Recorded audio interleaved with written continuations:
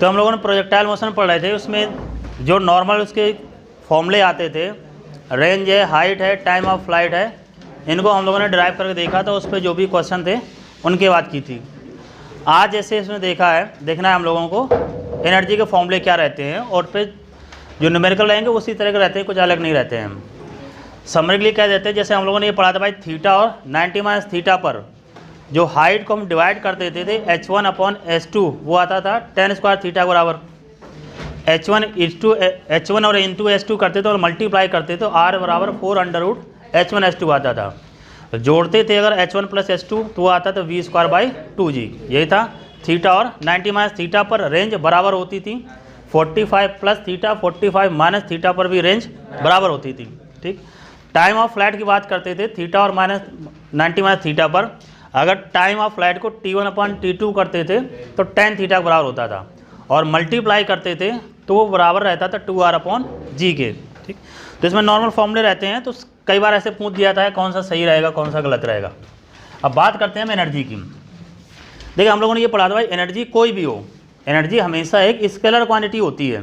ठीक, ऐसा नहीं कि मतलब कहीं वेक्टर हो जाएगी एनर्जी, चाहे पोटेंशियल एनर्जी हो, चाहे काइनेटिक एनर्जी हो, चाहे मैग्नेटिक एनर्जी हो, चाहे इलेक्ट्रोस्टैटिक एनर्जी हो, कोई भी एनर्जी हो, एनर्जी हमेशा क्या रहती है, स्केलर क्वांटिटी रहती है। ठीक, अब स्केलर का मतलब क्या है, उसमें हमें डायरेक्शन से कोई मतलब नहीं होता है।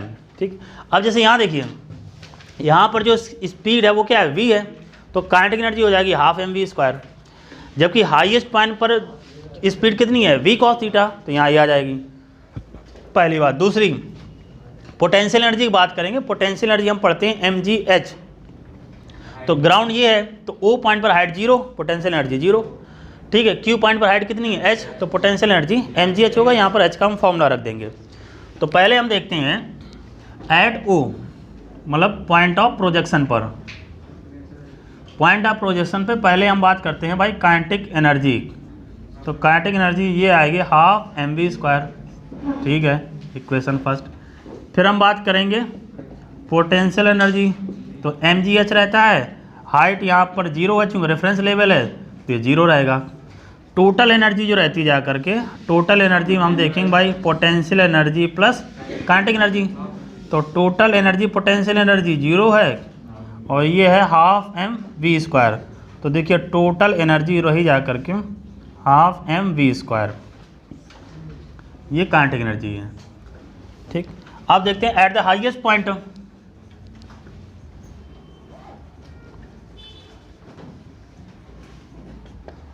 हाईएस्ट पॉइंट पर, तो हाईएस्ट पॉइंट पर हम देखेंगे पहले वही उसी तरह देखते हैं, kinetic energy is equal to half m, velocity यहाँ पर है v cos थीटा, तो इसका कर देंगे होल स्क्वायर। तो देखो kinetic energy is equal to ये रहेगा half m v² cos² theta. ठीक, अब देखो ये जो वैल्यू लिखी हुई है ये काइनेटिक एनर्जी कहाँ की लिखी है, पॉइंट ऑफ प्रोजेक्शन O पर, तो इसको ऐसे भी लिख सकते हैं k इज इक्वल टू आएगा k0 cos² थीटा। ठीक, ये हाईएस्ट पॉइंट पर आई और यहाँ पर ये इक्वेशन फर्स्ट करते हैं। फिर हम देखते हैं पोटेंशियल एनर्जी, पोटेंशियल एनर्जी रहेगी mgh, तो पोटेंशियल एनर्जी mgh का फॉर्मूला रहता जा करके v² sin² theta upon 2g, g से g कैंसिल आउट हो गया, तो कैंसिल आउट होने पर देखो पोटेंशियल एनर्जी यहाँ 1/2 आ रहा है, तो 1/2 half mv² sin² theta, equation second.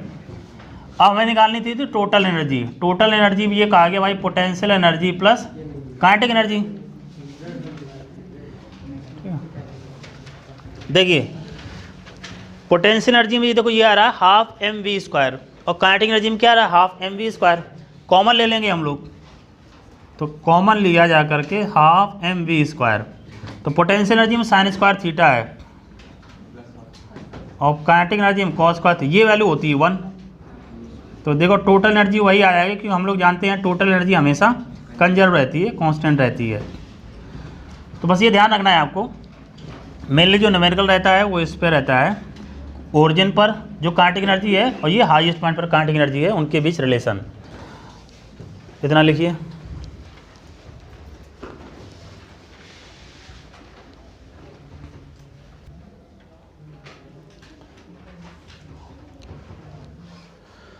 Point of projection पे जो काइनेटिक एनर्जी आ रही हाफ एम वी स्क्वायर आ रही, हाईएस्ट पॉइंट पर जो आ रही half m v square cos square theta, मतलब पॉइंट ऑफ प्रोजेक्शन और हाईएस्ट पॉइंट के बीच रिलेशन निकाला है k is equal to k naught cos square theta है।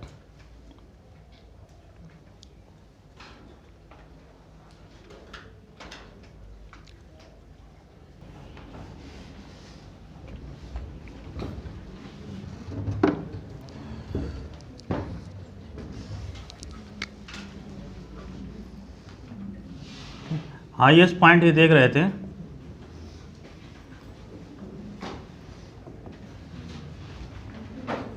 Eight highest point. Highest point क्या करते हैं कि पोटेंशियल एनर्जी और काइनेटिक एनर्जी का रेशियो देखते हैं। देख हाफ एम वी स्क्वायर यहाँ भी है और हाफ एम वी स्क्वायर यहाँ भी है, कट जाएगा, ऊपर बचेगा साइन स्क्वायर थीटा, नीचे आएगा कॉस स्क्वायर थीटा, तो रेशियो क्या हो जाएगा tan स्क्वायर थीटा। अब क्वेश्चन ये कह देता है अगर किसी पार्टिकल को मैक्सिमम रेंज के लिए फेंका गया है, ठीक है, तो हाईएस्ट पॉइंट पर पोटेंशियल एनर्जी और काइनेटिक एनर्जी का रेशियो बताओ। ठीक है, मैक्सिमम रेंज फेंका गया तो एंगल कितना होगा 45 डिग्री। जहाँ भी अगर कह देगा मैक्सिमम रेंज के लिए प्रोजेक्ट किया गया, मतलब मैक्सिमम रेंज कब होती है 45 डिग्री पर, तो मतलब एंगल होगा 45। अब यहाँ रखेंगे tan 45 वैल्यू होती है 1, उसका स्क्वायर करो चाहे क्यूब करो 1 की वैल्यू तो 1 ही रहेगी। तो potential energy upon kinetic energy equal to 1 आएगा, मतलब काइनेटिक एनर्जी पोटेंशियल एनर्जी बराबर होंगी। तो यहाँ पर हम चाहे लिख लें for maximum range, maximum range का मतलब ये हुआ theta is equal to 45 degree. तो यहाँ potential energy upon kinetic energy ये रहेगा tan square 45, tan 45 value 1, potential energy upon kinetic energy. तो उस केस में पोटेंशियल एनर्जी और काइनेटिक एनर्जी हाईएस्ट पॉइंट पर बराबर होंगे। ध्यान ये रखना कहाँ पर है, हाईएस्ट पॉइंट पर।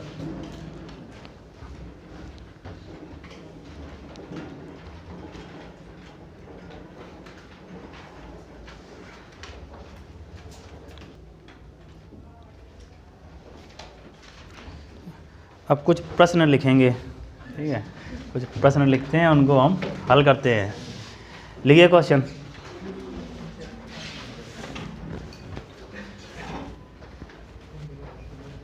लिखिए a body is projected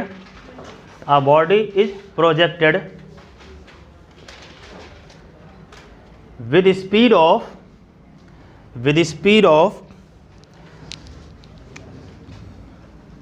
15 metre per second, 15 metre per second.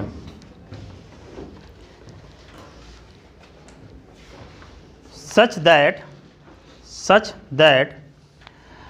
at the highest point its potential energy and kinetic energy are equal, then find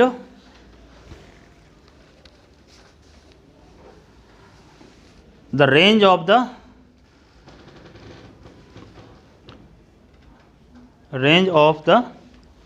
body।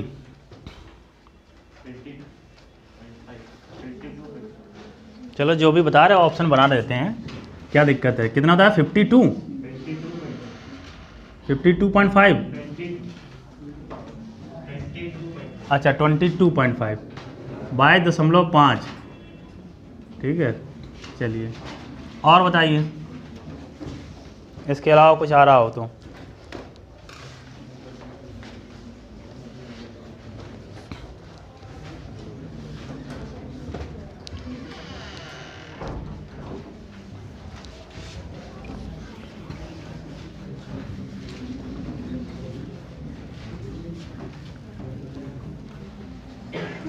भाई पहले तो तुरंत दिमाग में इतना आना चाहिए, रेंज तो हम तभी निकाल पाएंगे। चलो स्पीड दे रखी है, हमें क्या पता हो एंगल, तो एंगल के लिए उसने कह दिया कि भाई हाईएस्ट पॉइंट पर पोटेंशियल एनर्जी और काइनेटिक एनर्जी बराबर हैं, तो एंगल ऑफ प्रोजेक्शन कितना होगा 45 डिग्री।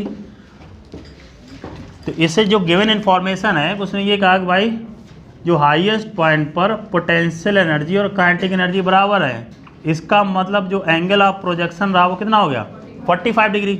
अब रेंज कह रहा है तो रेंज 45 डिग्री पर मैक्सिमम होती है, यह था v²/g और v की वैल्यू दे रखी है हम लोगों को, तो ये इधर का 15 का करेंगे होल स्क्वायर, g की वैल्यू रख दिए 10, 15 का स्क्वायर करते हैं 225 आता है, ठीक है, अपॉन 10, तो वही वैल्यू आ गई। तो ये रहा जा करके 22.5 metre.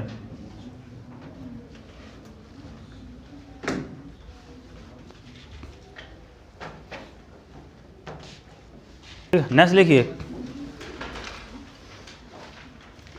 when a ball is projected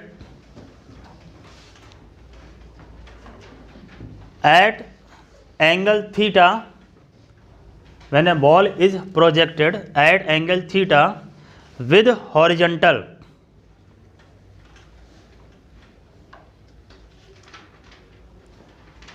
then at highest point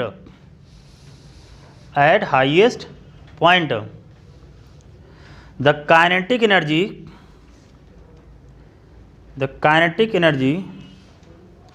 is 1/4, kinetic energy is 1/4 to the initial value, then find angle of projection theta है 30 60।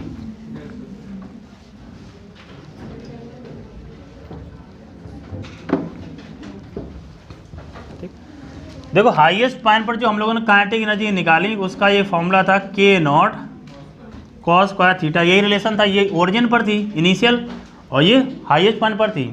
तो ये कह रहा है जो हाईएस्ट पॉइंट पर है वो इनिशियल का कितना है 1/4, मतलब k0/4, ये मतलब हुआ ना इनिशियल का 1/4 मतलब 1/4 है, तो 1/4 हो गया। यहाँ पर ये इनिशियल है k0 और इधर रखा cos स्क्वायर थीटा, k0 से k0 कट गया, तो कटने के बाद cos square theta equal to कितना आ रहा है 1/4, तो cos थीटा करेंगे इसका कर देंगे हम रूट, ठीक है, तो cos थीटा 1 का हो गया 1, 4 का हो गया 2, और ये वैल्यू कितनी की रहती है 60 डिग्री। बस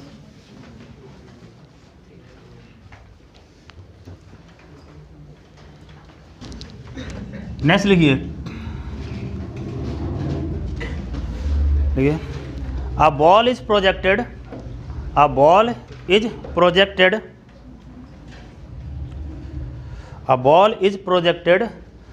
for maximum range,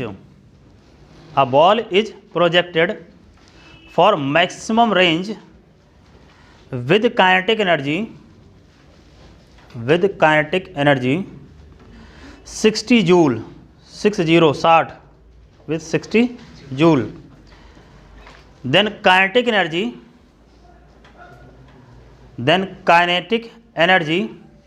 at the highest point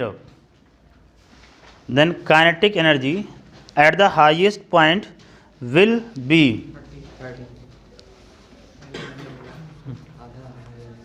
then kinetic energy at the highest point will be के बाद ऐसे डैश लगा लेंगे और यहाँ पर ऑप्शन है पहला लिखा जाकर के माने 60 जूल, ठीक है, दूसरा लिखा जाकर के 30√2 जूल, तीसरा मान लीजिए लिखा जाकर के 30 जूल और फिर लिखा जाकर के 60/√2 जूल। अब इसमें और उसमें अंतर क्या हो जाएगा, तो ये इसको लिख लेते हैं 30/√2 जूल, ठीक है।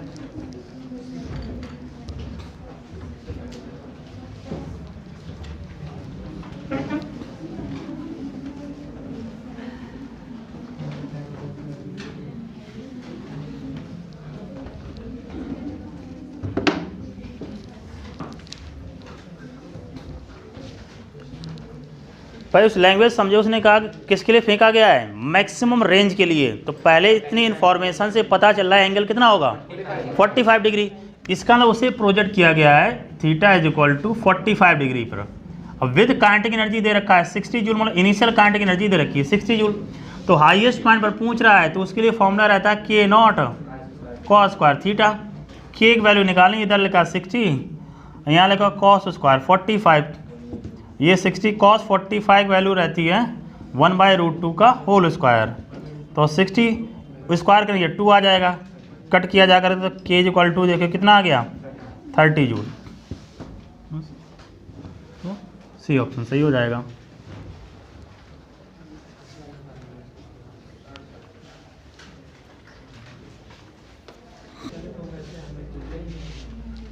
ठीक, इतना हमें पता चला काइनेटिक एनर्जी जब हमने उसको फेंका है तब काइनेटिक एनर्जी मैक्सिमम होगी और मिनिमम कहाँ होगी, हाईएस्ट पॉइंट पर। क्योंकि हाईएस्ट पॉइंट पर स्पीड मिनिमम है ना, क्योंकि वर्टिकल हो जा रही 0, तो हाईएस्ट पॉइंट पर स्पीड मिनिमम तो काइनेटिक एनर्जी भी मिनिमम रहेगी।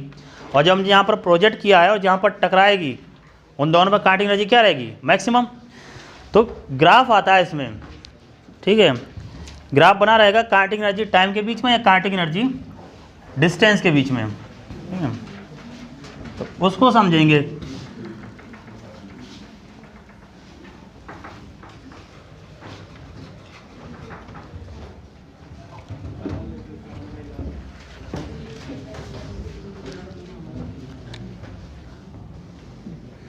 ग्राफ की लास्ट में बात करेंगे जब आप मिसलेनियस पढ़ेंगे। अब पहले एक क्वेश्चन देख लेते हैं।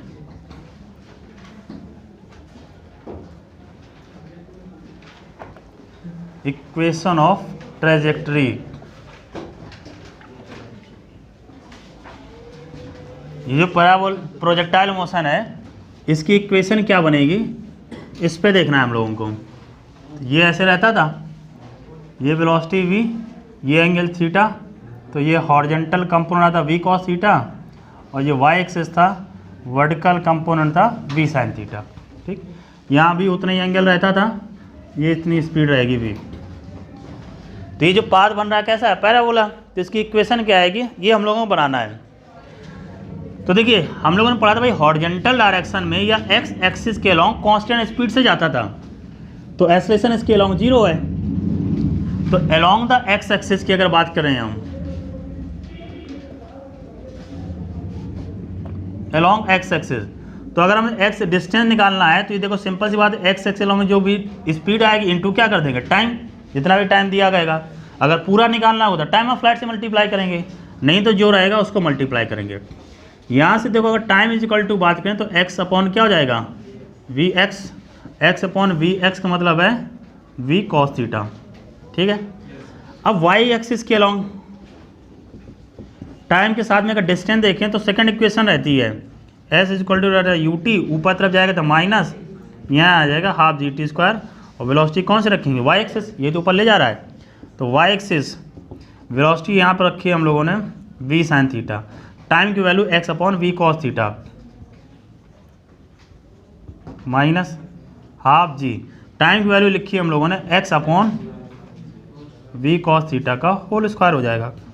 जो कट रहा हो काटते हैं, वी से वी कैंसिल आउट हो गया, तो sine theta upon cos theta tan theta, तो ये आ रहा है एक्स टेन थीटा। चलिए ठीक है, माइनस यहाँ देखिए ये लिखा हाफ, यहाँ जी ये आ जाएगा एक्स स्क्वायर, नीचे क्या बचेगा v square cos square theta. अब देखिए y और x में देख रहे हैं ना, इधर x एक्सिस इधर y एक्सिस है, y की पावर 1 है, x पावर 2 है, तो जहाँ 1 और 2 रहता है ग्राफ कैसा रहता है पैराबोला। तो इसके जो ट्रेजेक्ट्री आई वो पैराबोला रही,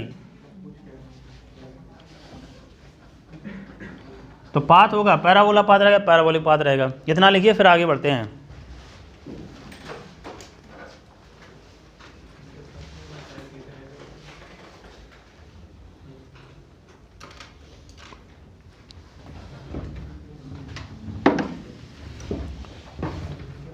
ठीक है, जो ट्रेजेक्ट्री बनी ये इक्वेशन फर्स्ट है, ठीक है, या यहाँ पर से लिख रहा हूँ मैं, y is equal to x tan theta minus g x square two v square cos square theta, equation first. अब देखिए 1 अपॉन कॉस थीटा होता है सेक थीटा। अगर कहीं पर ये लिखा है 1 अपॉन कॉस थीटा जगह क्या सकते हैं सेक थीटा, और यहाँ पर ये लिखा है 1 अपॉन कॉस स्क्वायर थीटा, तो 1 upon cos square theta equal to क्या होगा सेक स्क्वायर थीटा, ये रहेगा। अब देखिए हालांकि इसका कोई मतलब नहीं है, sec square theta equal to रहता है 1 प्लस टेन स्क्वायर थीटा, इसलिए लिखते हैं। कई बार पूछा पता है कौन सा सही है, क्योंकि इसको हम ऊपर ले जाएंगे तो सेक स्क्वायर थीटा हो जाएगा। तो यहाँ पर ये आ जाएगा y is equal to x tan theta minus g x square, यहाँ रहेगा 2v स्क्वायर, इधर हो जाएगा सेक स्क्वायर थीटा, और सेक स्क्वायर थीटा की लिख सकते हैं x 1 plus ten square theta minus ये जी एक्स स्क्वायर 2v स्क्वायर, यहाँ पर लिख देंगे 1 प्लस टेन स्क्वायर थीटा। ये इक्वेशन सेकेंड रही, लिखिए इसको।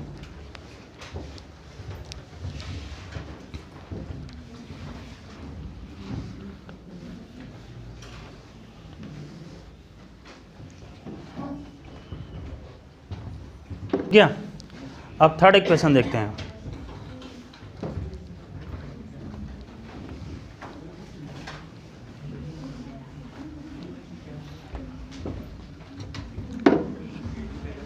थर्ड इक्वेशन में क्या करते हैं, एक्स टेन थीटा ले लेते हैं कॉमन।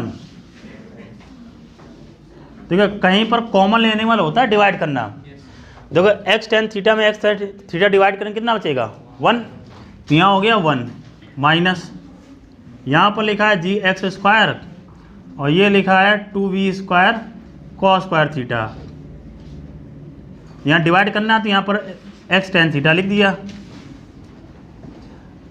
ठीक, अब देखिए एक्स से एक्स ये कैंसिल आउट हो जाएगा, कैंसिल आउट हो गया। देखिए क्या बचा y is equal to x tan theta 1 minus ये ऊपर है जी एक्स, नीचे लिखते हैं 2v square cos square theta. अब जरा टेन थीटा को एक्सपेंड करते हैं, टेन थीटा होता है sine theta upon cos theta, इससे ये कैंसिल आउट हो जाएगा। कैंसिल आउट हो गया तो y इज इक्वल टू ये आ रहा है एक्स टेन थीटा 1 माइनस, अब देखिए g को हम नीचे ले आते हैं, नीचे लाएं तो क्या बनेगा, ये लिखा है देखो 2v स्क्वायर, ये sine theta into cos theta, sine theta cos theta, और g को ले आए नीचे, इस 2 को उठा करके यहाँ लिख देते हैं। तो ये वैल्यू देखो क्या लिखी है r, रेंज लिखी है। तो y इज इक्वल टू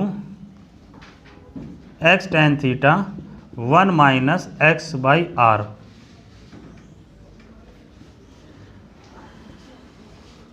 तो दो इक्वेशन बस यही दोनों इंपॉर्टेंट है, जो न्यूमेरिकल मिलेगा ही नहीं मिलेगा। कहाँ पे, यहाँ पे ये ना, ये इसमें हमने कहा भाई कॉमन लेना है, कॉमन लेने मतलब हमने डिवाइड किया गया है। एक स्टेप चलो और बढ़ा देते हैं, ये कहा गया भाई कॉमन लिया गया, ये कहा गया कॉमन लेने मतलब डिवाइड करना है। तो x tan theta upon x tan theta minus ये हुआ g x square 2v square cos square theta, divide करने मतलब यहाँ पर क्या आएगा एक्स टेन थीटा से कॉमन ले रहे हैं ना, तो बस ये कट जाएगा, कितना बचेगा 1, बाकी जगह ये लिख दिया।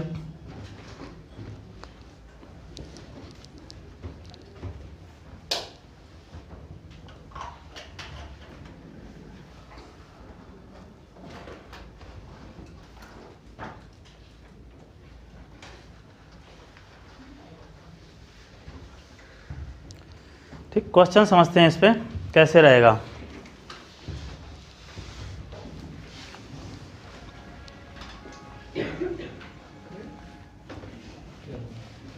साइलेंट कर लो भाई।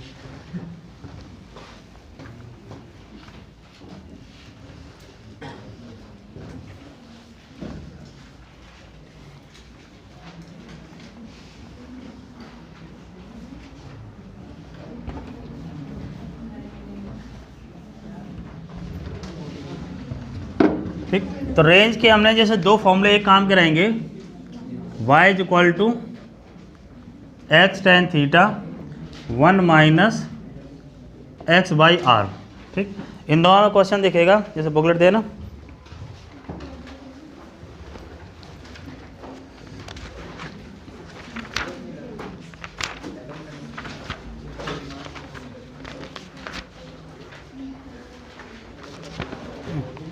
Page number 36 question number 14।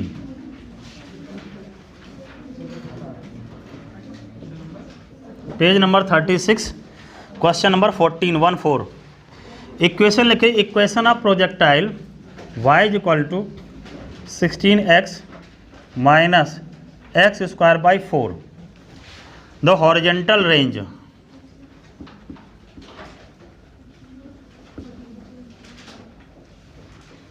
ठीक है, ऑप्शन कह रहा है 16 metre, 8 metre, 64 metre and 12.8 metre.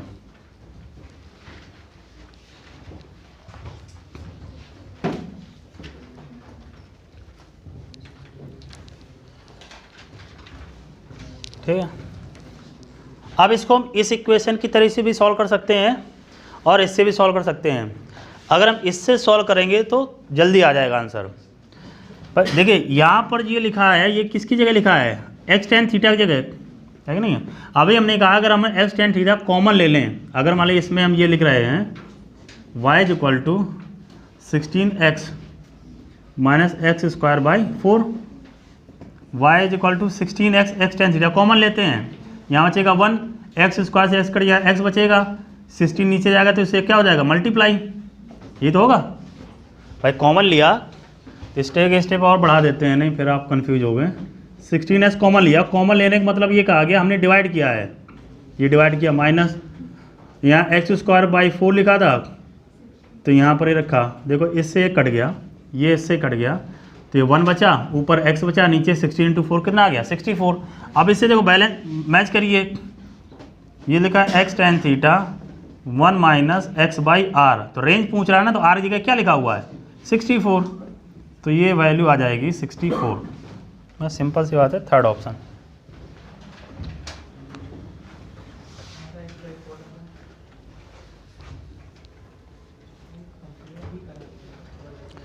तो ये इक्वेशन बनी है हमारी जो स्टैंडर्ड इक्वेशन उससे कंपेयर कर लेंगे।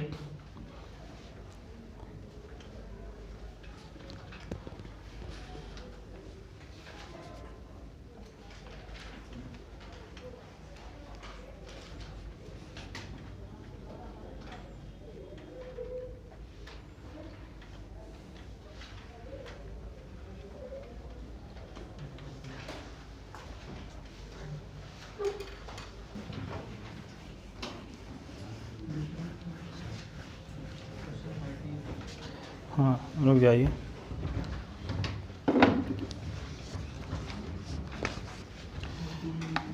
अब पेज नंबर 39 क्वेश्चन नंबर 27 लिख रखा, projectile is given initial velocity, velocity लिख रखा है i cap plus 2j cap metre per second, g की वैल्यू दे रखी, इक्वेशन ऑफ ट्रेजेक्ट्री बताना है हम लोगों को। इक्वेशन क्या रहेगी, पहले हम लिख रखा है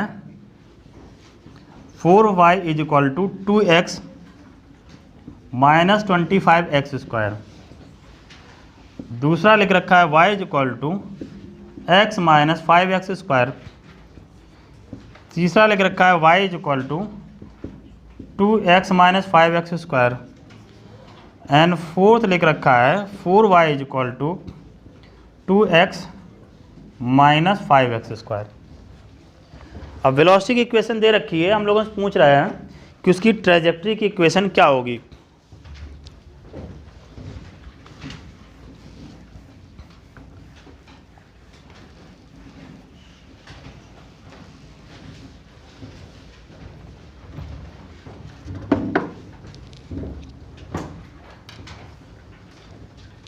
ठीक, अब देखो एक्स टेन थीटा के टर्म में तो लिखा नहीं यहाँ पर, अगर होता तो x tan theta of 1 minus x upon R होता, तो ऐसा कहीं लिखा नहीं, तो हम इसी इक्वेशन को देखते हैं।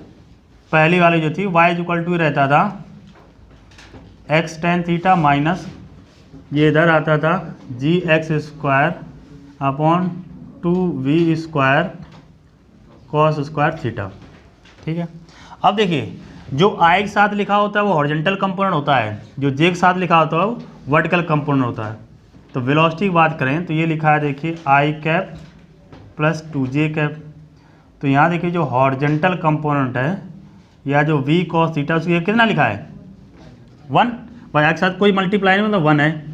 और वर्टिकल कंपोनेंट की बात करिए मतलब v sin थीटा होती है 2 लिखा है। तो हमें करना क्या क्या है, g की वैल्यू तो 10 दे रखी है तो हमें चाहिए tan थीटा की वैल्यू और किसकी चाहिए v cos थीटा की वैल्यू। तो v cos थीटा की वैल्यू कितनी है 1, g की वैल्यू 10। अब tan थीटा निकालना है, tan थीटा क्या होता है sin theta upon cos theta. तो हम क्या करेंगे v sin थीटा में से v cos थीटा डिवाइड कर देंगे, क्या जाएगा tan थीटा। हाँ तो यहाँ पर हम tan थीटा निकालना है तो हम लोगों ने कहा v sin theta upon v cos theta, ये 2 है ये 1 है, v से v कट गया तो यहाँ देखो tan theta is equal to 2 आ गया। बस इक्वेशन देखते हैं y is equal to x tan theta, tan theta की वैल्यू 2 है तो ये हो गया कितना 2x माइनस g की वैल्यू रखी हम लोगों ने 10, यहाँ पर कितना है x square upon 2, v cos theta की वैल्यू कितनी है 1 तो यहाँ रखेंगे 1 का होल स्क्वायर। तो देखिए क्या आया v is equal to 2x minus इसे कट करेंगे कितना बचेगा 5x स्क्वायर, 1 का स्क्वायर करेंगे 1 ही आएगा तो यही वैल्यू रहेगी। तो y is equal to 2x minus 5x square मतलब थर्ड ऑप्शन।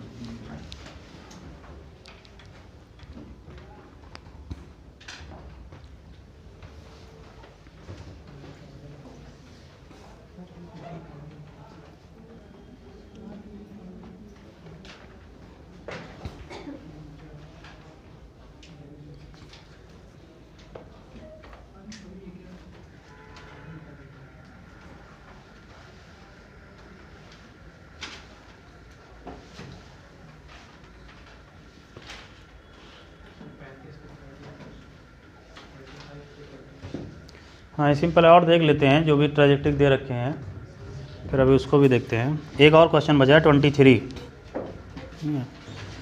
पहले इक्वेशन वाले देख लेते हैं फिर सॉल्व करता हूँ अभी वो भी। इसी पेज नंबर 39 पर ही क्वेश्चन नंबर 23।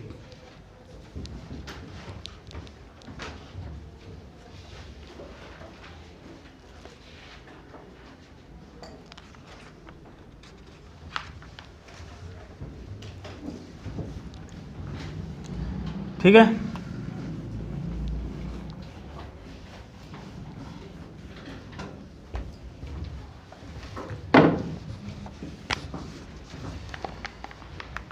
इसी पेज नंबर 39 पर ही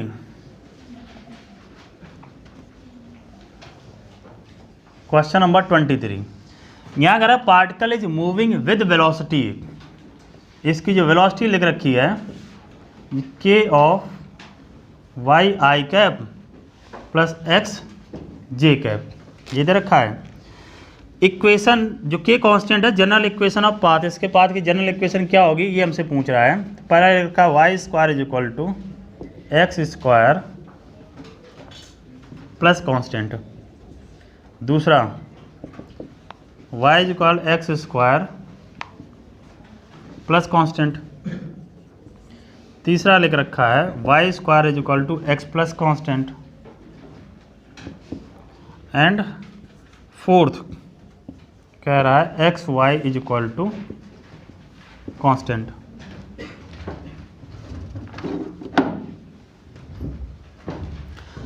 अब इसमें क्या है, उसमें हमारा कोई कॉन्सेप्ट इक्वेशन यूज नहीं होगी, इसमें अलग सा कॉन्सेप्ट रहेगा, मतलब एक्स और वाई में हमें देखना है क्या रह सकता है। और चूँकि ये ए आई ट्रिपल ई मतलब जो पहले AI-EEE होता था अभी हो गया JEE मेंस, ठीक है। तो यहाँ पर लिखता हूँ, ये लिख रखा k of y i cap और एक्स जे कैप, k को अंदर मल्टीप्लाई करते हैं तो अंदर मल्टीप्लाई ये आएगा k वाई आई कैप, इधर k एक्स जे कैप। तो हम लोग पता जो i के साथ रहता है वो क्या रहता है, x एक्सिस के अलॉन्ग वेलोसिटी रहती है, तो ये x एक्सिस के अलॉन्ग रखा k वाई, और जो j के साथ है वो किसके अलॉन्ग होता है, y एक्सिस के अलॉन्ग, ये रखिए k एक्स। तो हमें तो y और x के बीच रिलेशन निकालना है ना, तो y और x में रिलेशन आएगा क्योंकि ये y और x एक्सिस वेरी कर रहा है। अगर हमें x एक्सिस में वेलोसिटी निकालनी होगी तो इसको हम क्या करें, dx अपॉन dt, तो dx upon dt is equal to लिखा है ky, और y एक्सिस के अलॉन्ग क्या आएगा d y upon d t, ये कितना लगेगा के एक्स। ये इक्वेशन फर्स्ट मान लेते हैं, ये सेकंड मान लेते हैं। हम लोगों को करना क्या था, एक्स और वाई के बीच रिलेशन निकालना है, मतलब इस टाइम को तो हटाना पड़ेगा ना। टाइम को हटा कैसे सकते हैं हम, डिवाइड करके। तो हम क्या करते हैं, इक्वेशन फर्स्ट अपॉन सेकंड कर देते हैं। तो करते हैं, देखो d x upon d t, अब नीचे डिवाइड करेंगे d y by d t को, तो d y by d t बराबर ऊपर ये आ जाएगा देखो के वाई, और नीचे आ जाएगा के एक्स। के से के कट जाएगा, डी टी से डी टी कट जाएगा। क्या बचा देखिए, ये आ रहा d x upon d y, ऊपर चला रहा वाई और एक्स, क्रॉस मल्टीप्लाई कर दीजिए। क्रॉस मल्टीप्लाई में वाई इंटू डी वाई और इधर आएगा x into d x, integrate कर दो। वाई इंटू डी वाई कितना आ जाएगा, y square by two, x into d x का एक्स। वैसे इंटीग्रेशन में कांस्टेंट आता है, लेकिन वो हमारे फिजिक्स में कोई ज़रूरत नहीं पड़ती है, इसलिए लिखने का कोई मतलब नहीं है। अब 2 से दोनों तरफ मल्टीप्लाई कर दो, 2 से मल्टीप्लाई करेंगे तो देखो Y square is equal to x square plus 2 into constant करेंगे तो कॉन्स्टेंट ही तो आएगा। वैसे किसी कांस्टेंट में संख्या से कितना भी गुणा कर दो तो वैल्यू तो कांस्टेंट ही रहेगी ना। तो वाई स्क्वायर इक्वल टू क्या होगा, एक्स स्क्वायर प्लस कांस्टेंट।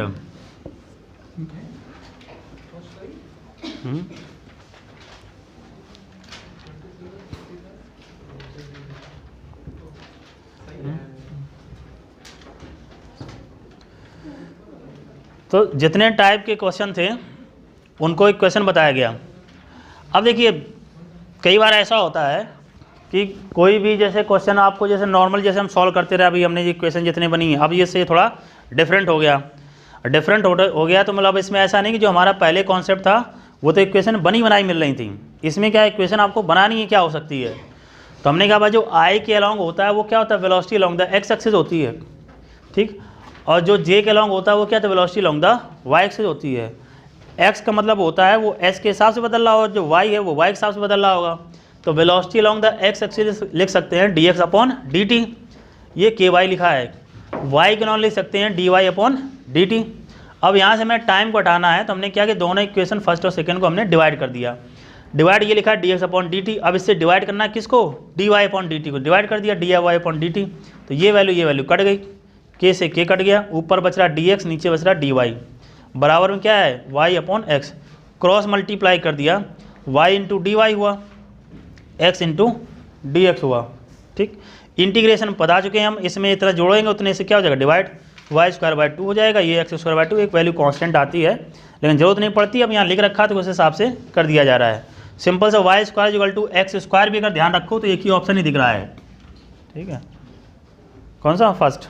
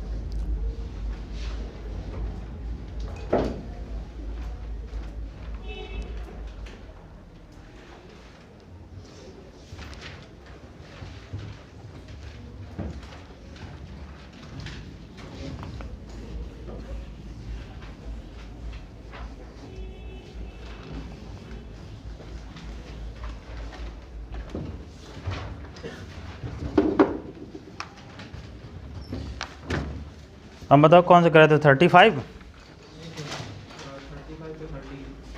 हाँ ये तो अभी हम बताएंगे 35 टाइम का, अभी जैसे इसी में करेंगे 35 और 35 का 30, 35 पेज नंबर। अच्छा 35 पेज नंबर पे हमें क्वेश्चन नंबर 13। हाँ ये भी है, सही कह रहे हैं।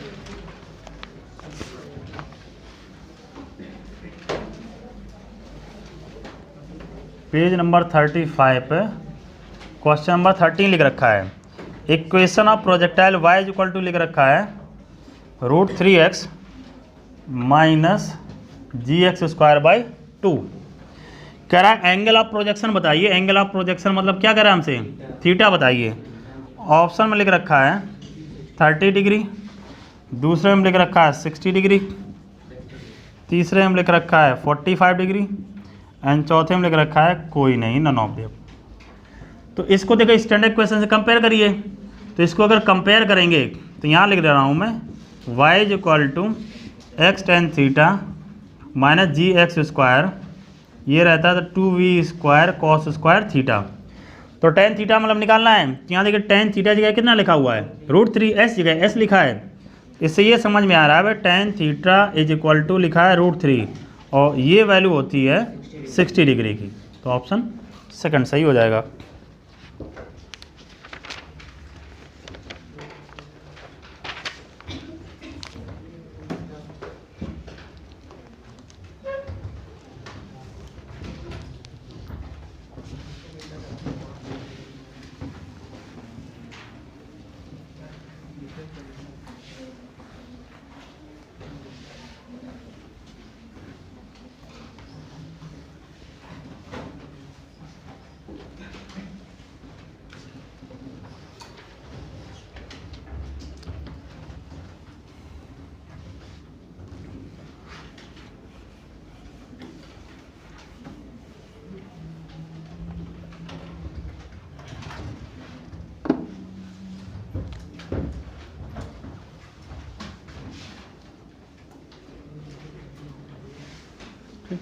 तो देखो ट्रेजेक्ट्री निकाली y is equal to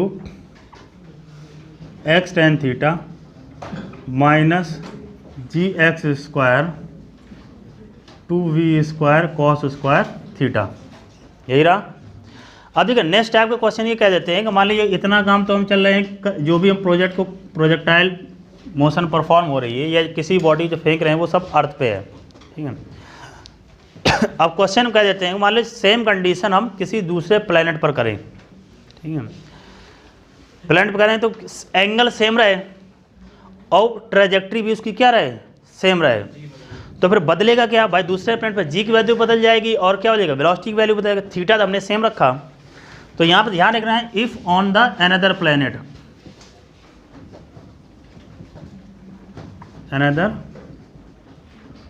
planet क्या क्या रहेगा, सेम एंगल रहेगा प्रोजेक्शन का, same angle of projection and same trajectory रहेगी।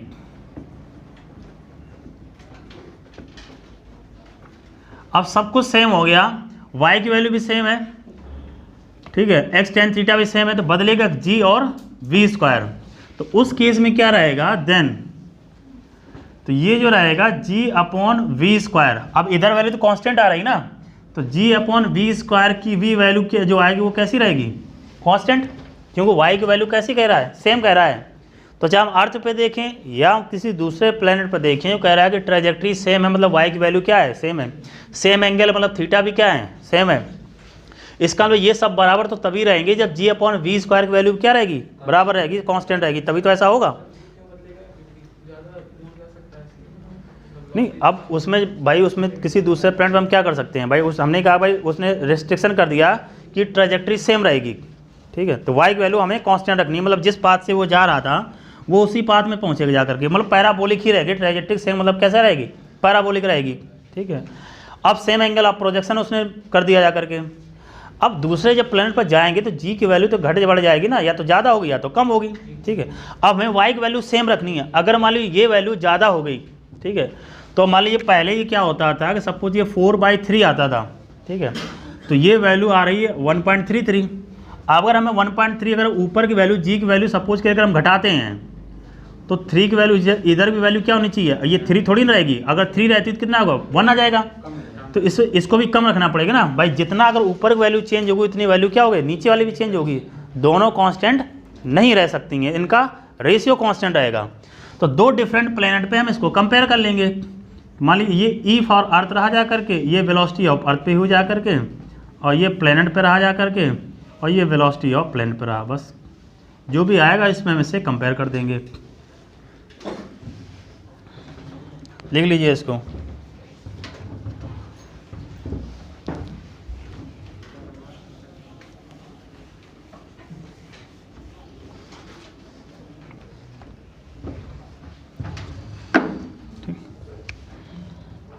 अब क्वेश्चन में नीट में पूछा गया था, नीट क्या पहले AIPMT रहता था।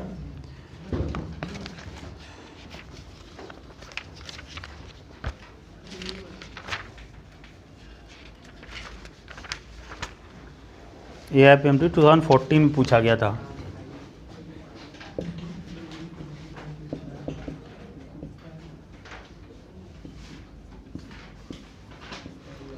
Question number 19 page 39। हाँ जी, स्क्वायर नहीं रहेगा यार, स्क्वायर वेलोसिटी का है।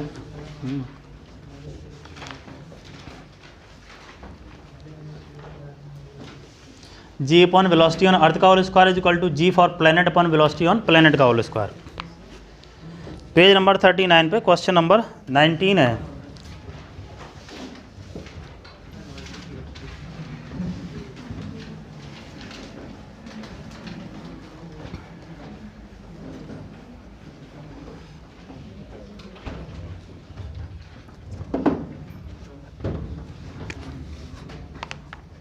करा projectile is fired from the surface of the earth with velocity 5 metre per second. तो अर्थ पे जो वेलोसिटी दे रखी है वो 5 मीटर पर सेकेंड दे रखी है। At angle theta with the horizontal. Another projectile fired from the another planet with velocity 3 metre per second. तो वेलोसिटी दूसरे प्लैनेट पर दे रखी है 3 metre per second. At the same angle, वही एंगल है, follows a trajectory which is identical with the trajectory of projectile fired from the earth। उसकी trajectory वही है जो अर्थ की है, तो y की value same. The value of acceleration due to gravity on the planet. तो प्लैनेट पर एक्सेलरेशन ड्यू टू ग्रेविटी क्या रहेगी, बस इसमें रख देंगे। ठीक, ये है। अब देखिए ऑप्शन जो लिख रखे हैं, ऑप्शन लिख रखा है, पहला लिख रखा है 3.5, दूसरा लिख रखा है 5.9, तीसरा लिख रखा है 16.3 एंड फोर्थ लिख रखा है 110.8। ठीक है।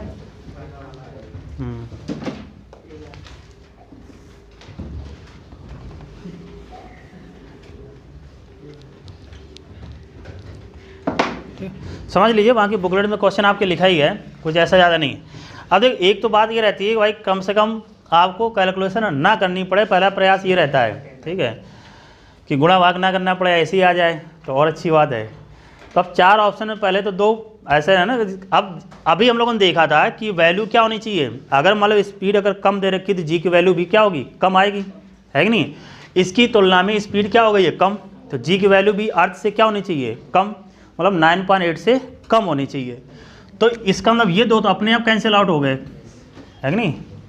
तो 2 तो नहीं हो सकते हैं। अब बाकी इन 2 में से एक रहेगा, मान लिया आपके पास नहीं समय तो अब बाकी तुक्का मारो। भाई 4 में तुक्का मारना कठिन काम रहता है, 2 में तो तब भी चांसेस 50-50% है, सही भी हो सकता है, गलत भी हो सकता है। अब इसमें वैल्यू रख देते हैं। तो यहाँ पर ये रहेगा GE upon velocity on earth का whole square, g on planet velocity on planet का होल स्क्वायर। अब इसको 10 मान लेते हैं, उस हिसाब से एडजस्ट कर लेंगे। वेलोसिटी अर्थ के दे रखी है 5,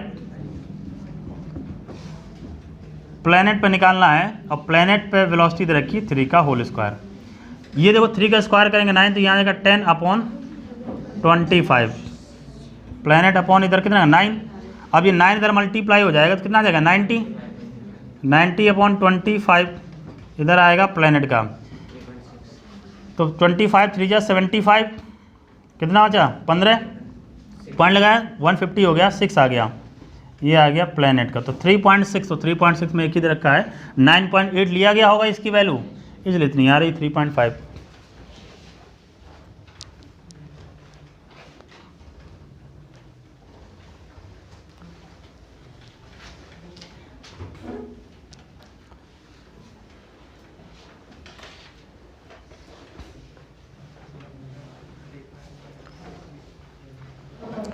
भाई इससे हमें ये पता चल गया वेलोसिटी प्लैनेट पे कम हो जा रही है तो जी की वैल्यू भी कम हो जाएगी, कम रहेगी ना। हाँ, तो 9.8 से कम रहेगी। 9.8 से कम में 2 ऑप्शन दिए हैं, तो 2 ये नहीं हो सकते हैं, इन्हीं में 2 में से कोई एक रहेगा।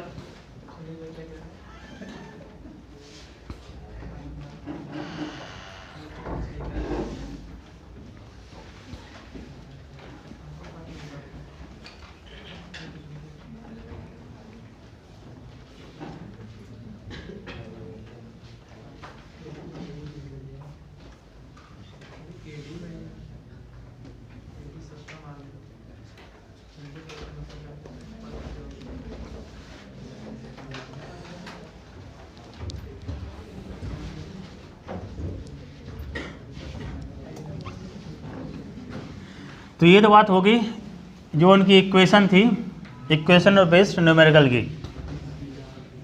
अब नेक्स्ट टॉपिक पे बढ़ते हैं।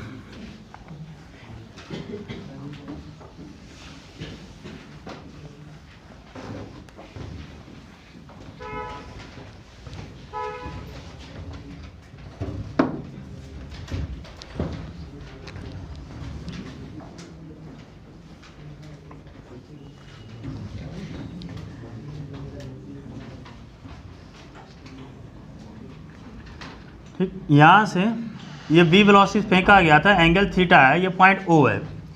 मान ली हाईएस्ट पॉइंट से पहले कहीं पर भी मान लेते हैं ये पॉइंट पी है, तो हम लोग पता है जो स्पीड जाएगी वो तो घटती जाएगी ना, और एंगल भी क्या होगा, घटता जाएगा। जैसे यहाँ पर देखेंगे एंगल ज़्यादा रहेगा, यहाँ पर अगर देखेंगे तो ये भाई ऐसे पहुँचे जाकर के इसकी वेलोसिटी मान लीजिए v1 है, तो यहाँ से हॉरिजॉन्टल से ये एंगल हमने कहा ये अल्फा है, तो इस v1 का जो हॉरिजॉन्टल कंपोनेंट आएगा वो क्या रहेगा, v1 cos अल्फा, और जो वर्टिकल कंपोनेंट देखेंगे ये रहेगा v1 sin अल्फा। ठीक, अब यहाँ पर करना क्या रहेगा वो पहले समझिए, क्वेश्चन किस तरीके से पूछेगा। वो कुछ समय बाद, मतलब कुछ समय बाद ही हमसे पूछ देगा कि बताइए यहाँ पर इसकी स्पीड क्या रहेगी, या जो एंगल ऑफ एलिवेशन या एंगल ऑफ इंक्लिनेशन और tan अल्फा की वैल्यू पूछेगा। अब दो तरीके से ऑप्शन लिखे रहेंगे, एक तो देखो जैसे ऊपर जा रहा है इस पर कुछ समय लगेगा ना, तो टाइम के रेस्पेक्ट में दिया होगा जो ज़्यादातर क्वेश्चन में मिलता है। दूसरा ये है कि ये देखो इसकी हाइट भी तो बढ़ती जा रही है, जीरो थी फिर धीरे धीरे हाइट क्या हो रही है, बढ़ती जा रही है। तो हमारे जो ऑप्शन है या आंसर जो है वो हाइट के टर्म में भी लिखे हो सकते हैं। तो जो वेलोसिटी वेरी करेगी वो कौन सी वेरी करेगी, वर्टिकल, हॉरिजॉन्टल में कोई चेंज नहीं आता ना।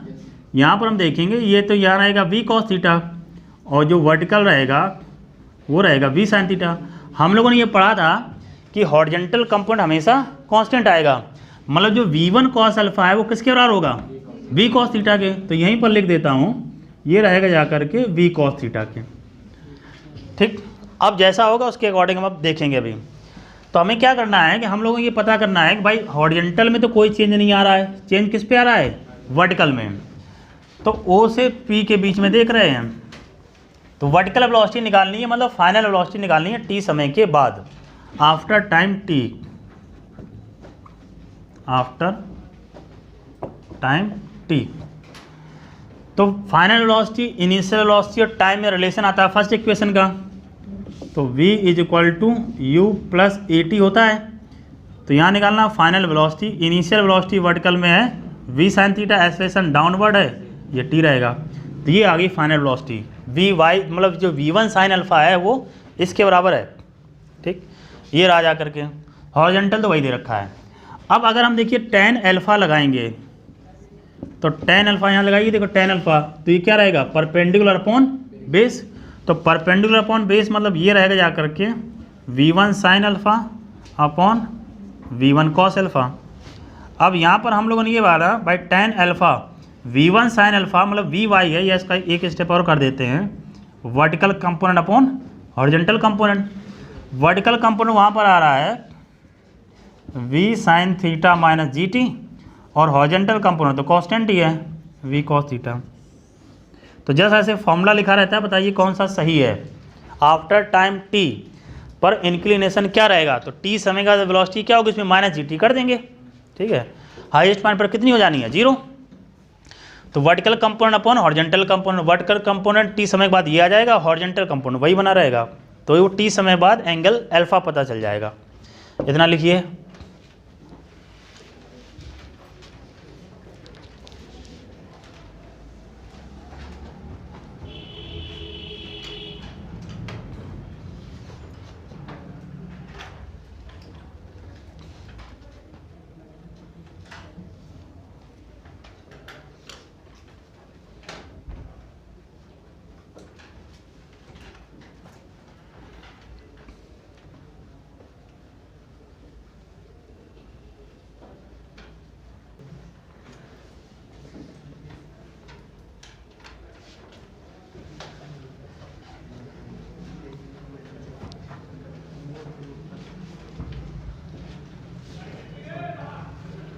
ठीक, पहला तो हो गया ये tan अल्फा। अब इसी में जैसे क्वेश्चन देखेंगे, पहली एक्सरसाइज में ही, ठीक, एक्सरसाइज 2 में page number 38 question number 10, page number 38 question number 10 लिख रखा है the angle which the velocity vector of projectile thrown with velocity v at angle theta to the horizontal will make the horizontal after time t, वही बार बार लिख रखा है, after time t के साथ जो एंगल होगा वो बताइए। तो t के समय के बाद देखो क्या बन रहा है, v sine theta minus g t upon v cos theta, बस वही ऑप्शन लिख रखा है, v sine theta minus g t upon v cos theta, मतलब फोर्थ ऑप्शन। भाई theta alpha is equal to करेंगे तो इधर क्या आ जाएगा, tan इनवर्स, ठीक है।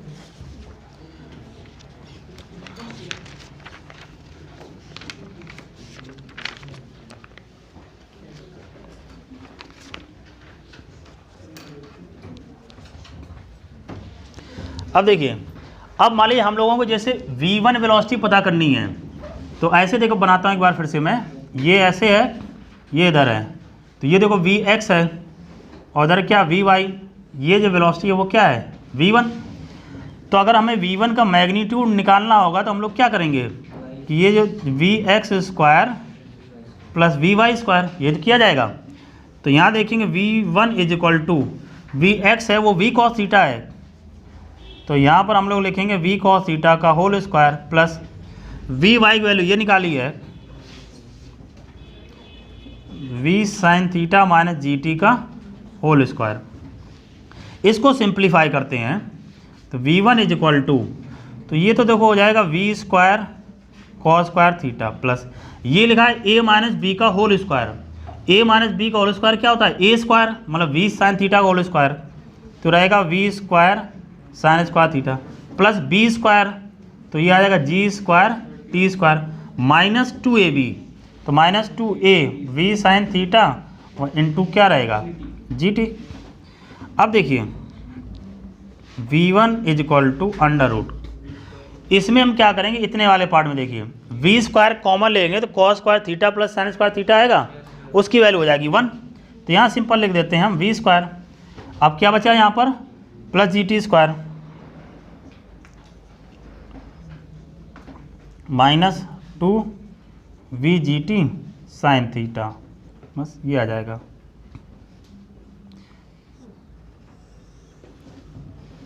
तो velocity after time T, theta यही रहेगा इनिशियल वाला, और जो टाइम टी रखेगा देखिए वैल्यू निकल आएगी। हालांकि ऐसा कभी न्यूमेरिकल आएगा नहीं, कल फॉर्मूला ही पूछा जाता है।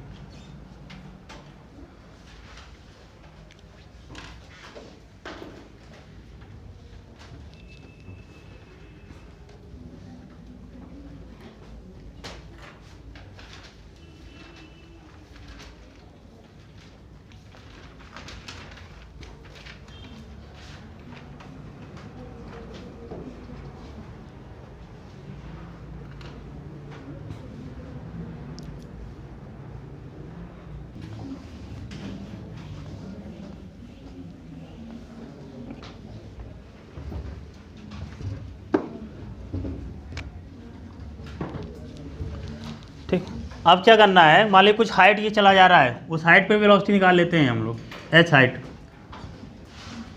तो यहाँ पर देखेंगे आफ्टर हाइट h, तो वेलोसिटी हाइट की टर्म देखेंगे तो जैसे डिस्टेंस में v square is equal to u square minus 2h आएगा।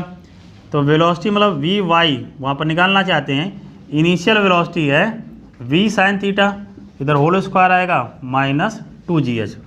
तो देखिए जो वर्टिकल वेलोसिटी आएगी v y square is equal to v square sine square theta minus 2gh। अब हमें वेलोसिटी वहाँ पर निकालना है p पॉइंट पर या v1, ठीक है। तो ये अब कहा गया हम लोगों से by v x square plus क्या करेंगे वी वाई स्क्वायर, तो velocity at the point p, तो वही जो v1 लिखा है बात सेम है, ठीक है। जो v1 लिखा है या p लिखा है। तो x की वेलोसिटी क्या है, v cos थीटा, उसका करेंगे स्क्वायर, तो क्या आ जाएगा v square cos square theta plus v y square की वैल्यू लिखी पूरी ये, तो ये लिखा है v square sine square theta minus 2gh।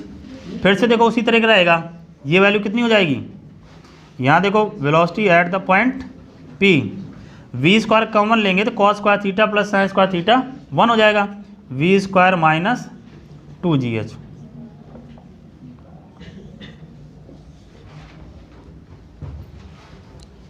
तो h हाइट के बाद जो वेलोसिटी आई वो under root v square minus 2gh हो जाएगी, और टाइम के बाद क्या आएगा तो वो वैल्यू रहेगी।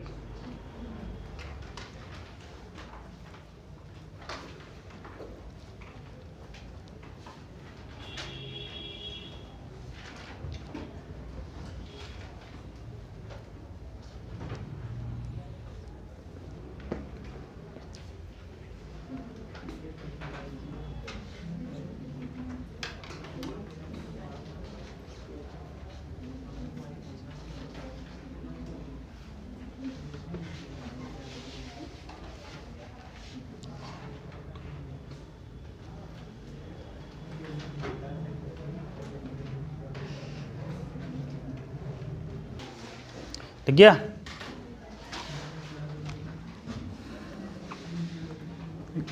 लिखते हैं क्वेश्चन, पहले समझ लेंगे क्वेश्चन लिखना क्या है कि नहीं, कहीं इधर उधर कुछ हो जाए तो अपनी लैंग्वेज में भी कर सकते हैं। मतलब थीम क्या है क्वेश्चन की, ये समझना है। क्वेश्चन ये कह रहा है मतलब किसी एंगल पर एक पार्टिकल को प्रोजेक्ट किया जाता है, तो मान लीजिए कोई एंगल थीटा कहा जा करके, कहता है 2 सेकंड के बाद ये हॉरिजॉन्टल से थीटा एंगल बना, मतलब 30 डिग्री एंगल बना रहा है, ठीक, और नेक्स्ट 1 सेकंड के बाद वो हॉरिजॉन्टल हो जा रहा है। तो हॉरिजॉन्टल कहाँ होता है, हाईएस्ट पॉइंट पर, तो कह रहा है नेक्स्ट 1 सेकंड के बाद वो हॉरिजॉन्टल हो जा रही है उसकी वेलोसिटी। तो हमें ये बताना है कितनी वेलोसिटी से उसे प्रोजेक्ट किया गया है और एंगल ऑफ प्रोजेक्शन क्या है।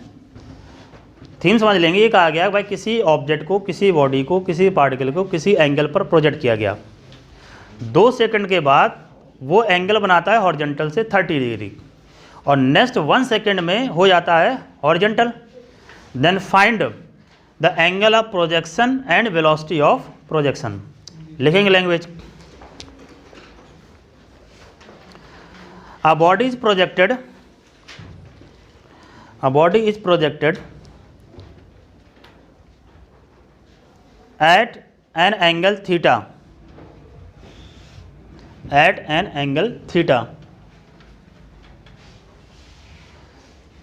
with velocity v,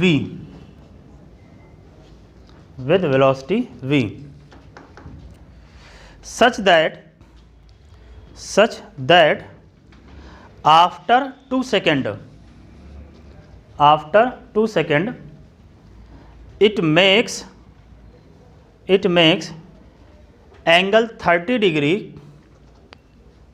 degree with horizontal, and after next 1 second it is horizontal.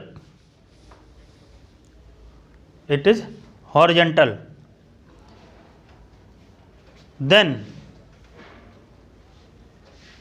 find velocity and angle of projection. Then find velocity and angle of projection.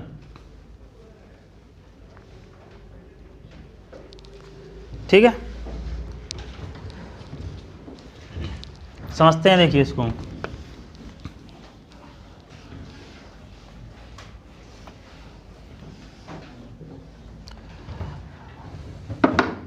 अब देखो हम लोगों से ये कहा गया भाई v वेलोसिटी से फेंका गया है थीटा एंगल पर, तो ये पॉइंट P पर पहुंचा, इसके बाद ये कैसा हो जा रहा है हॉरिजॉन्टल, यहाँ पर वेलोसिटी मान लीजिए v1 हो जाएगी, लेकिन नेक्स्ट 1 सेकंड में क्या हो जा रहा है हॉरिजॉन्टल, तो यहाँ पर वेलोसिटी केवल क्या रहती है v cos थीटा। अब देखिए इससे बात हमें ये पता चली कि यहाँ से यहाँ तक जाने में लग रहा है 2 सेकंड, इसके बाद यहाँ से यहाँ तक जाने में कितना लग रहा है 1 सेकंड। तो एक तरफ का टाइम कितना हो गया 3 सेकंड हो गया ना। तो एक तरफ का टाइम का फॉर्मूला हम लोग पढ़ते थे T इज इक्वल टू ये आता था V sine theta upon G, ये रहता था ना भाई। ये हॉरिजॉन्टल अगर हम देखेंगे ये V cos थीटा रहेगा और वर्टिकल देखेंगे V साइन थीटा रहेगा।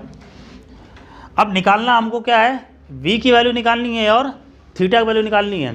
तो हम लोग नॉर्मली ये बात करते हैं थीटा की वैल्यू हम निकाल सकते हैं tan थीटा से, और tan थीटा निकालने के लिए हमें क्या पता होना चाहिए, sin थीटा की वैल्यू पता होनी चाहिए और cos थीटा की वैल्यू पता होनी चाहिए, तभी तो निकाल पाएंगे। और u की वैल्यू निकालनी है तो u क्या हो जाएगा under root u x square plus u y square. इन सब में अगर जो हम लोगों को निकालना है पहले वो समझ लेना हम कैसे निकाल सकते हैं। तो हम लोग अभी तक ये पढ़े हैं, अगर वेलोसिटी निकालनी है तो देखो हॉरिजॉन्टल कंपाउंड का स्क्वायर प्लस वर्टिकल कंपाउंड का स्क्वायर ये करेंगे। और अगर हम लोगों को थीटा पता है तो vertical compound of velocity upon horizontal compound of velocity, यही तो करते थे। तो अपना पूरा प्रयास रहेगा हॉरिजॉन्टल कंपाउंड मतलब v cos थीटा की वैल्यू पता करना और वर्टिकल कंपाउंड मतलब v sin थीटा की वैल्यू पता करना। ये सब पता चल जाएंगे तो हमें वेलोसिटी भी पता चल जाएगी और एंगल भी पता चल जाएगा। इससे हमें इतनी उम्मीद दिख रही है अगर हमें टाइम पता है तो यहाँ से हम क्या निकाल लेंगे, v sin theta vertical compound निकाल लेंगे। सही है, तो चलो लिखते हैं। यहाँ पर ये दे रखा है 3, यहाँ पर ये लिखा जा करके v sin थीटा, g की वैल्यू रख दी 10। तो यहाँ पर हम लोगों ने पाया v sin थीटा इज इक्वल टू कितना आ गया 30 मीटर पर सेकेंड, ये फर्स्ट ये आ गया। ठीक, अब यहाँ देखिए यहाँ पर अगर हम बात करेंगे तो ये आएगा देखो v1 cos 30, जो वैल्यू किसके बराबर रहेगी v cos थीटा के, और इसका जो वर्टिकल कंपोनेंट आएगा वो v1 sin 30 रहेगा। लेकिन उससे हमें बनने से कोई फ़ायदा नहीं है क्योंकि हमें v1 की वैल्यू तो पता नहीं है। लेकिन इतना अभी ये जरूर हम पढ़ चुके हैं कि जो वर्टिकल कंपोनेंट आता है t समय के बाद v sin theta minus gt आता है कि नहीं, ये तो था। फ़ायदा क्या होगा, बात ही आती है भाई कोई कैलकुलेशन करे तो उससे हमें ये उम्मीद तो दिखे कि हम इससे कर क्या सकते हैं। पहले देखते हैं क्या कर सकते हैं। तो पहले ये निकाल लेते हैं जो एट पॉइंट P जो वर्टिकल कंपोनेंट आ रहा है आफ्टर 2 सेकेंड, 2 सेकेंड बाद कह रहा है ना, पहले करके देखते हैं। तो ये आएगा v sin theta minus gt। तो वर्टिकल कंपोनेंट निकालते हैं, v sin थीटा की वैल्यू निकाल लेंगे हम लोग 30, g की वैल्यू 10 रखा, ये 2 रखा। तो वर्टिकल कंपोनेंट देखिए कितना आ गया 10 मीटर पर सेकेंड। अब देखिए फ़ायदा ये होगा यहाँ से, अगर यहाँ पर हम देखो tan 30 लगाए, हम tan 30 ये रहता जाएगा vertical compound upon horizontal compound. देखिए क्या फ़ायदा दिखा, हमें ये पता चला हॉरिजॉन्टल कंपाउंड तो ये रहेगा v cos थीटा, हमें tan 30 वैल्यू पता, वर्टिकल कंपाउंड यहाँ पता, हम क्या निकाल लेंगे हॉरिजॉन्टल, ये तो चाहिए था। और जो हॉरिजॉन्टल वो जो वैल्यू यहाँ पर है वही वैल्यू यहाँ पर है। तो tan 30 की वैल्यू कितनी रहती है 1/√3, ये वैल्यू निकाली हम लोगों ने 10 निकालना है। ये v x कितना होगा v cos थीटा, तो यहाँ पर हम पाएंगे v cos theta is equal to आ गया 10√3, ये हो गया सेकंड, बस हो गया काम अपना। क्या हो गया भाई, हमें tan थीटा निकालेंगे तो वर्टिकल कंपोनेंट अपन horizontal component initial angle theta आ जाएगा।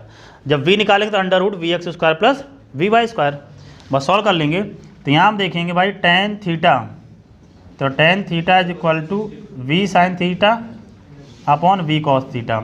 v sin थीटा है 30 और ये वैल्यू है 10√3, इसे कट करेंगे 3/√3 आएगा।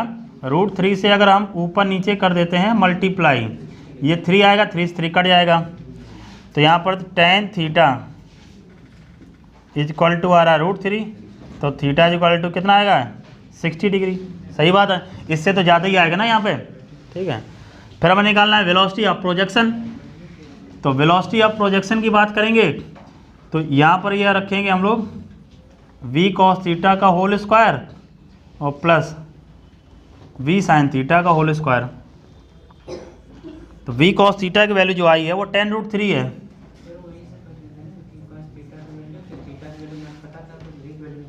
हाँ, तो चलो अब लिख देते हैं v sin थीटा की वैल्यू है 30, तो बस इसको रख देते हैं।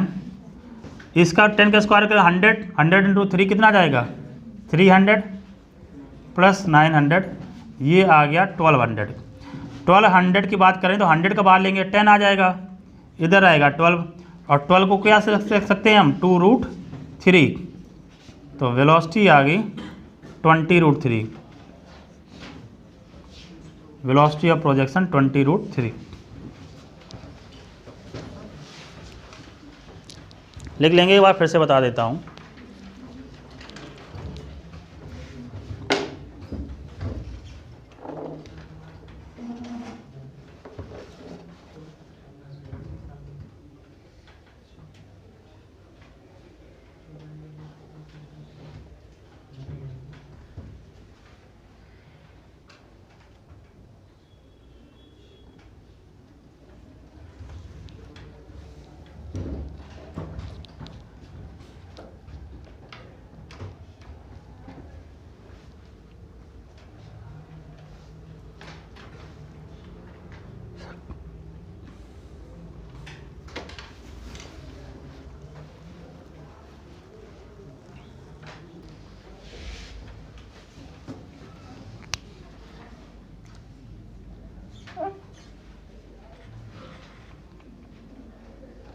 न्यूज़ में आ रहा था कभी, जैसे वो टीचरों के लिए एग्ज़ाम एक कोई होता है CTET, ठीक है, सेंट्रल टीचर्स एलिजिबिलिटी टेस्ट।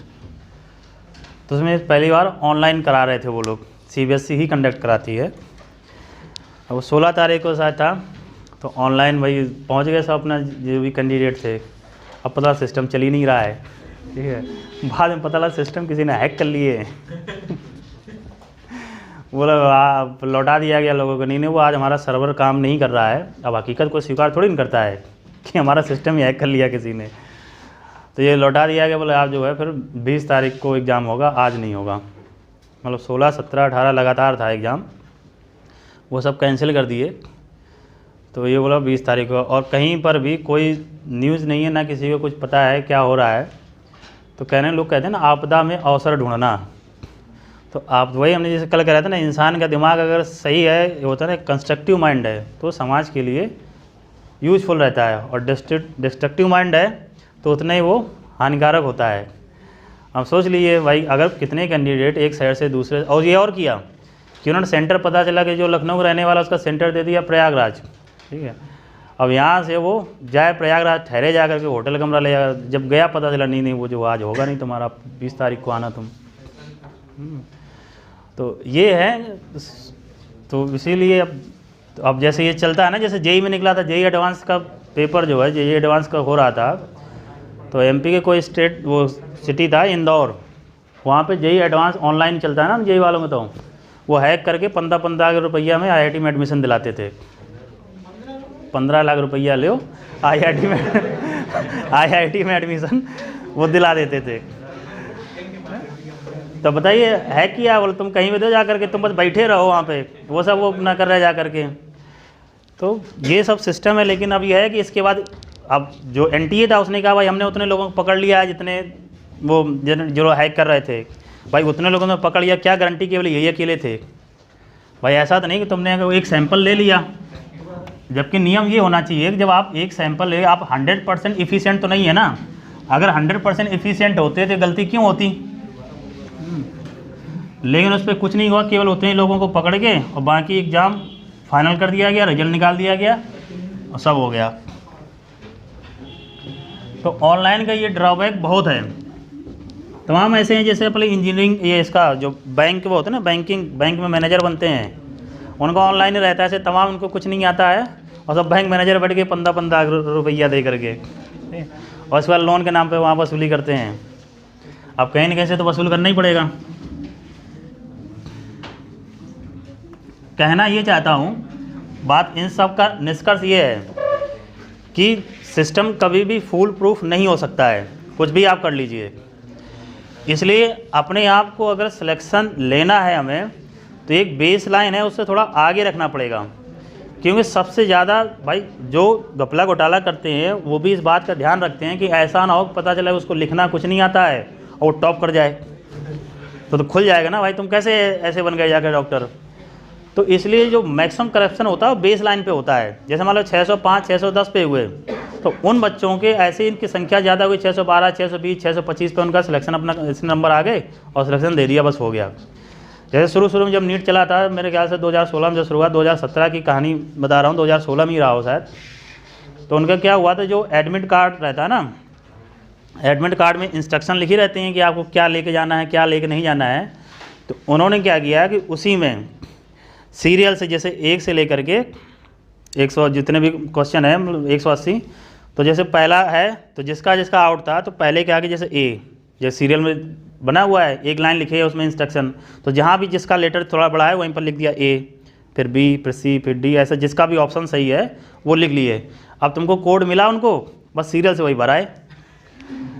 उनको तो तय था ना भाई आपको ये कोड मिलेगा, और जो कोड मिलेगा सीरियल से ये रहे आंसर उनके, ये तुम्हें भरना है।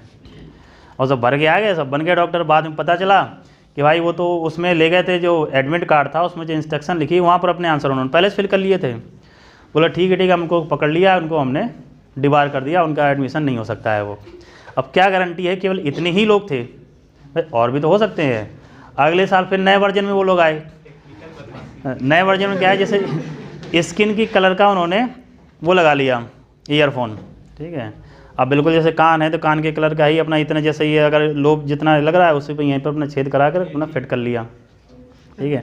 अंदर आ गए। अब इतना कौन देख रहा है कि इतना, जो वहाँ ड्यूटी देते हैं वो तो सिंपल मास्टर ही होते हैं, उन्हें तो और कुछ नहीं आता है, ठीक है भाई। टेक्निकली वो क्या जाने क्या रहता है क्या नहीं रहता है जा करके।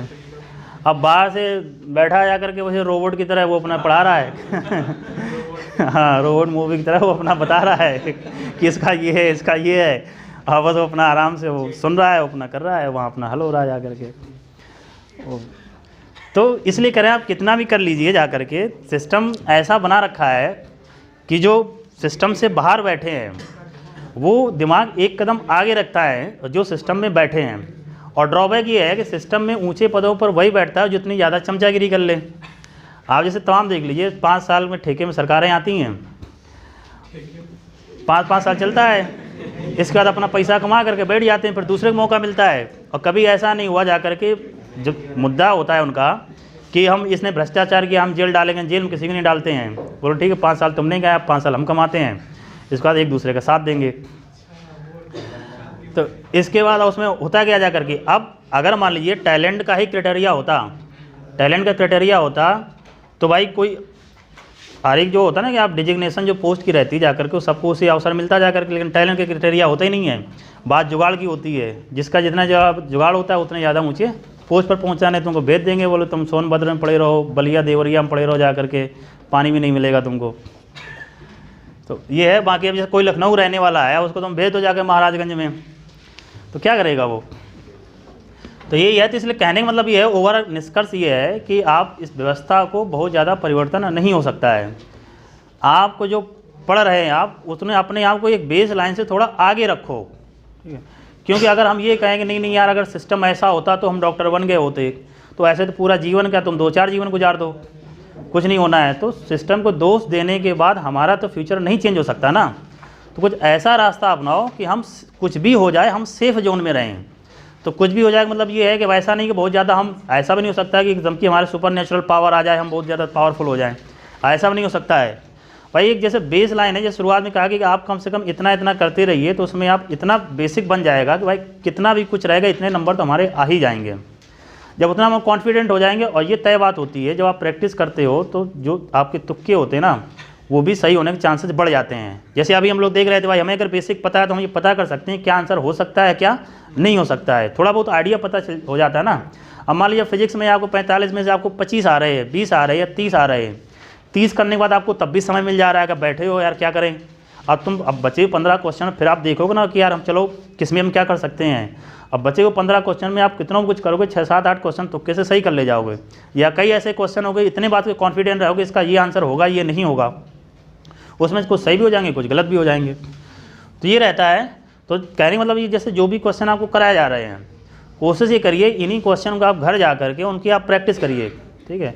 सलूशन है, आप एक बार पहले समझ लिया, घर गए जा करके रोज़ का रोज़ अगर रिवाइज करोगे, जैसे हमारे यहाँ आप 4-5 घंटे 6 घंटे कोचिंग में यहाँ पर रहे, घर जा करके सिर्फ इसके लिए आप 1 घंटा समय दे दीजिए। जितना आज आपने पढ़ा है उसके लिए 1 घंटा समय दे दो। और 1 घंटा ऐसा नहीं तुम सोचो नहीं यार समय चाहिए पढ़ने के लिए। यहाँ आप जैसे गए, घर जाते हुए आपने थोड़ा रिफ्रेश हो रहे हैं, बैठ रहे हैं, थोड़ा ये जो भी नाश्ता पानी कर रहे हैं, जा करके वहीं कॉपी खोल के रख लो और देखते रहो आज हमने क्या पढ़ा था। अपना जो भी आराम कर रहे हो, बैठे हो, उसको आप देखते रहो, हाँ ये पढ़ा था मैंने, आज ये पढ़ाया गया, ये पढ़ाया गया था। तो रोज़ का रोज़ पढ़ो तो तुरंत दिमाग में आ जाता है क्या बोला था। इवन ये तक याद आ जाएगा सब, ये जब पढ़ाया जा रहा था तो ये बात बोली गई थी, वो भी सब याद आएगा। इतना करने के बाद मुश्किल से तीनों सब्जेक्ट आपको रिवाइज करने में 1 घंटे से ज़्यादा नहीं लगेगा। अब 1 घंटे आप पढ़ लिया तो इतना तय, वो 2-3 दिन तक याद रहेगा वो आपको। अब इसके बाद जब नेक्स्ट डे आपको जो भी समय मिले, आप सोल्यूशन को कवर करिए, आप सॉल्व करके देखिए कि भाई इसको हम सॉल्व कर सकते हैं नहीं कर सकते हैं। तो आप उसमें कुछ कर भी पाएंगे, कुछ नहीं भी कर पाएंगे, ये भी तय बात है। 100% इफ़िशेंसी किसी की नहीं होती है। इस संसार में जो भी धरती पे आया है, चाहे भगवान ही क्यों ना हो, 100% इफ़िशेंसी किसी की नहीं रहती है। तो अगर तुम सोचो 10 क्वेश्चन कराएगा तो 10 में से आपको मतलब 2 ही आए, 3 आए, तो तुम परेशान हो जाओ, बोले यार अब मैं क्या पूछूं। हमें तो अब सर कहेंगे यार चलो अब क्या तुमको फिर एक तरफ से सर बताएं। अपनी तरफ से कई बार ऐसा होता है ना, खुद ही जैसे क्वेश्चन अपने दिमाग में आया और खुद ही इसका आंसर भी ढूंढ लें, ठीक है। तो ऐसा तो मतलब परफेक्ट कोई नहीं होता ना। तो जो आपने आंसर सोचा है, जो आपने तर्क दे लिया, जरूरी थोड़ी ना आप सही हो, इसीलिए लोग दूसरे से सजेशन लेते हैं। तो आपको जो नहीं आ रहा है, 10 क्वेश्चन है, 10 में से 4 आए, कोई बात नहीं, आप 6 पूछिए। 6 पूछने पर यह भी हो सकता है कि टीचर सब बता दे आपको, 6 में 6 बता दें, तब भी आपको 6 में 6 नहीं आ, हो सकता है आपको तब भी 2 आए, 4 तब भी रह जाएँ। लेकिन 6 में से कम 2 तो कम हुए, 4 बचे। फिर आप प्रैक्टिस करोगे, 4 में से हो सकता है 1 आपको अपनी मर्जी से आ जाए, प्रैक्टिस करने से बचेंगे 3। फिर आपने 3 पूछे, हो सकता है 3 में से फिर आपको 1 ही समझ में आया, 2 तब भी नहीं आए। तो जो 10 क्वेश्चन थे, 10 में से पहले आपको 2 आए, मतलब 4 आए थे, 6 नहीं आए थे। अब उनकी संख्या केवल ऐसी क्वेश्चन की जो नहीं आ रहे, केवल 2 बची। 8 तो तब भी आपको आने लगे। अब 2 नहीं आ रहे तो 2 अभी उसको सही करने के लिए बहुत समय मिलेगा, रिवीजन होगा, आप फिर प्रैक्टिस करोगे, फिर पूछोगे, तो उसमें मिला के इफ़िशेंसी आपकी तब भी 80% से ऊपर पहुँच जाएगी। तो अगर प्रैक्टिस करते रहोगे तब फायदे में रहोगे, और नहीं तो आप जब बेस लाइन में अगर उस होता ना एक विशियस साइकिल में, दुष्चक्र में फंस गए, तो उसमें फिर बड़ा मुश्किल होता है उससे निकलना। तुम सोचेगा यार इतने नंबर आके मेरे रुक जाते हैं, अब उसमें बहुत ज़्यादा इंप्रूवमेंट नहीं हो रहा, वो हमारा सिलेक्शन नहीं हो सकता है। जबकि जो मेहनत करने की क्षमता अभी आप में है, वो अगर आपका 1, 2 साल, 3 साल जिन बच्चों का सिलेक्शन नहीं होता है, उतनी मेहनत करने की क्षमता उसमें नहीं बचती है। क्योंकि हर चीज़ उन्हें पढ़ाई लगती है, तो उसको छोड़ते रहते हैं, बोले ये मैं कर लूँगा, ये कर लूँगा। लेकिन ऐसा दिन कभी नहीं आता जिस दिन उसको कर लें, क्योंकि धीरे धीरे ऐसे समय गुजरता जाता है, फिर आता है एग्ज़ाम। और ऐसा नहीं केवल यही सब्जेक्ट पढ़ना है, फिजिक्स भी पढ़नी है, केमिस्ट्री भी पढ़नी है, बायो भी पढ़नी है, तो कहाँ समय निकाल लोगे। अब पता 2-3 महीने बचे, हम इसको छोड़ते रहने, चलो ये तो मुझे आता है, जिस दिन हम बैठेंगे पढ़ लेंगे। अब मतलब 3 महीने बचे, अब 3 महीने में तीनों कैसे पढ़ लोगे। अगर सही से पढ़ो तो 3 महीने में एक ही सब्जेक्ट नहीं कवर कर पाएंगे। तो ये तरीका रहता है। तो इसमें ये है कि जितना आपको पढ़ाया जा रहा है उसको आप रिवाइज करते रहो, और उससे रिलेटेड जो भी क्वेश्चन है आप उनको देखिए, सॉल्व हो जाएगा। ठीक, नेक्स्ट देखते हैं। नेक्स्ट में बहुत ज़्यादा नहीं है, अब हमें इसमें ये देखना है कि एलिवेशन देखना है। जैसे ये वी वेलोसिटी फेंका गया था एंगल थीटा पर, एलिवेशन मतलब हाईएस्ट पॉइंट से, ये यहाँ पर टोटल देखो, ये जो यहाँ से यहाँ तक रहती थी रेंज, ये है हाईएस्ट पॉइंट, ये h, तो ये जस्ट सेंटर पे रहता है, तो यहाँ से ये तो डिस्टेंस रहेगी, क्या रहेगी, r/2। अब ये कह रहा है कि यहाँ पॉइंट ऑफ प्रोजेक्शन और हाईएस्ट पॉइंट के बीच एलिवेशन बताइए क्या रहेगा। तो ये मान लेते हैं हम फाई, ठीक है। तो यहाँ कहते हैं एंगल ऑफ एलिवेशन।